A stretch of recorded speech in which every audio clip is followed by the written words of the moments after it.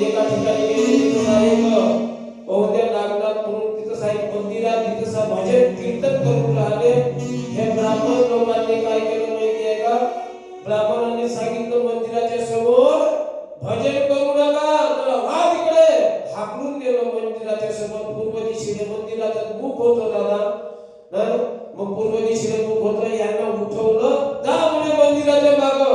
मंदिराच्या मागं नेलं, भजन करून राहिले.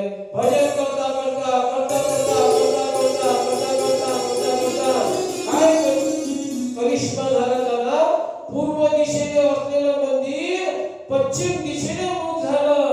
म्हणून फिरविले देवी देऊळ जगा माझी ख्याती, नामाला हाती दूध प्याला.